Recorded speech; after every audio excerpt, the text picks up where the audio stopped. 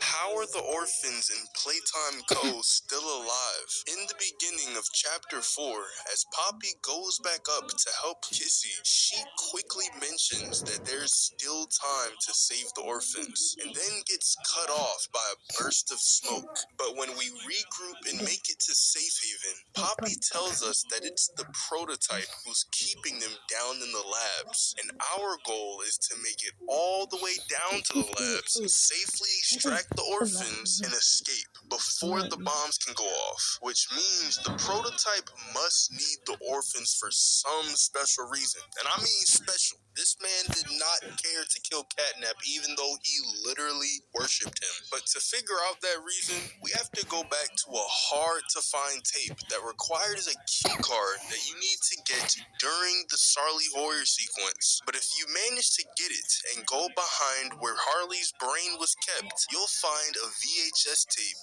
as well as a radio, both of which have clues to help us figure out what's really going on.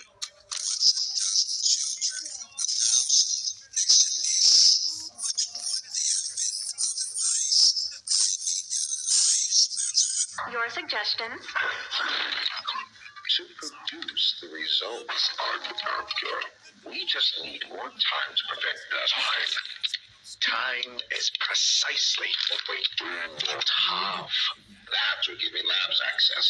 You will still fine, but you have no staff, virtually no test subjects. It's hardly ideal conditions. You can't expect to do it on your own so quickly. The situation necessitates it be done. In the tape, when Harley and the prototype were arguing, they're running out of time to do something. But Harley also mentions that they don't have that many test subjects. So could this mean that the orphans were being tested on? This would explain why the prototype kept Harley alive, since Sawyer has years and years of experimenting on the orphans and turning them into toys. Is it possible that the prototype is trying to make more toys come to life? It could be why he even took them in the first place. But when we compare it to the radio, we don't exactly know when this was recorded, but if this was recorded after they started working together, then that could mean that they're working on something that's actually gonna benefit many kids. It's just that they're killing them to get to that point. But whether they need the kids for experimentation or for anything really, how are the orphans still alive?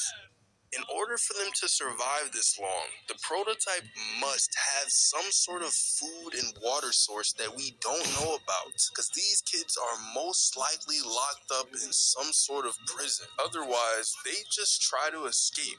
But if they've been down here for over 10 years, some of these kids are full-grown adults by this point. And this leads me to believe that the prototype is feeding them somehow, which could even be the reason that Harley and him are running out of time. It's already hard to believe that the orphans have been surviving this long, and so it's possible their time constraint is for a lack of food.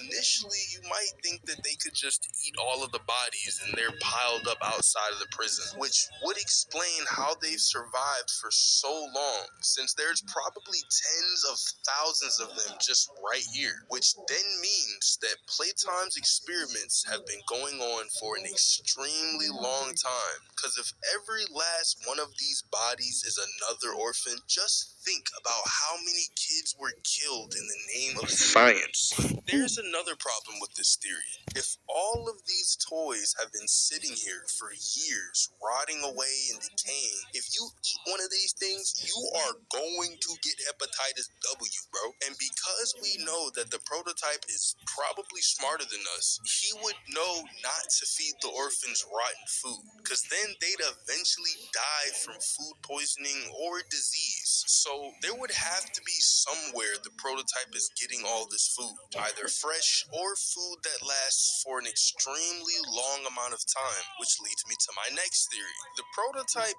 could be feeding them the bodies of the bigger bodies toys. If we look back to chapter 3, when we fight Catnap after shooting him with our overcharged green hand, he bursts bursts out into flames once he tries to dispense the red smoke. And although he rolls around in pain, eventually he's good enough to sit up and get on his knees. And because Catnap didn't just kill us right then and there, and the prototype instead killed him and dragged him away, what if the prototype needs us alive, and he's using Catnap's fresh meat as food for the orphans? We know that Catnap worships the prototype, as when he gets on his knees with his arms out, he's pretty much giving up his life to what he believes to be his god for some kind of greater purpose. And so, this purpose might be whatever the prototype needs to do with the orphans. And Catnap's sacrifice would be a way of prolonging the time needed to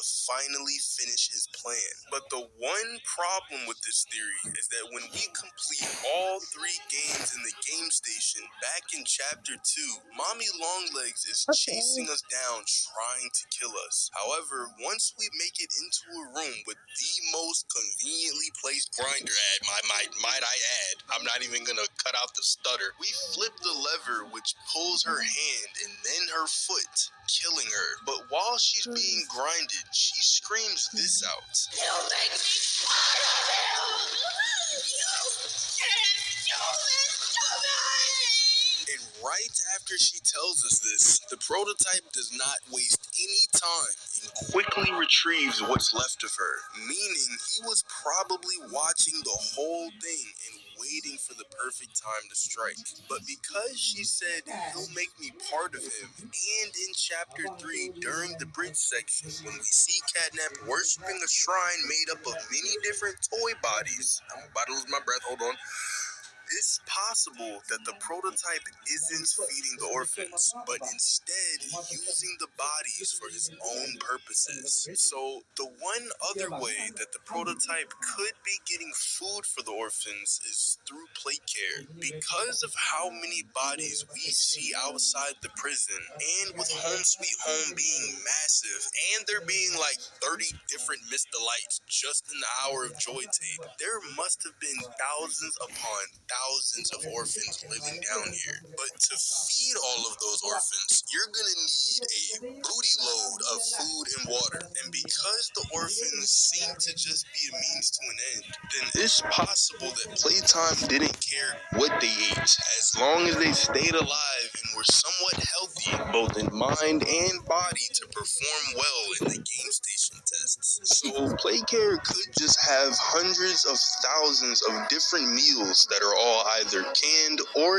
even similar to MREs, as they both last an incredible amount of time and can feed a lot of people without taking much space. So if they all had MREs, all they need is water, which wouldn't be that hard to get, as in chapter 2 we see the water treatment plant, which probably has enough water for a few hundred orphans to live out their whole lives. And here's a crazy question. Because of the fact that the prototype never tried to stop us from killing Sawyer and the whole fight was pretty easy, what if the prototype already cracked whatever he was trying to find? And so now he no longer needs Sawyer or time and is ready to do whatever he wants to the orphans to finally bring his 10-year plan to a close. Well, if that's the case, then chapter 5 probably is going to be the best chapter by far. But what do you guys think? Let me know down in the comments. Thanks for watching, subscribe, and click on this video right here.